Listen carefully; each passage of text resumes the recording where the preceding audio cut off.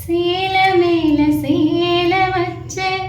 செவத்த பட்ட நூறு வச்சு ஒரு மெச்ச கை பொடிச்ச ஒரே ஒரு முத்தமரு வீர பாண்டி தேர் போல பேரெடுத்த சிங்க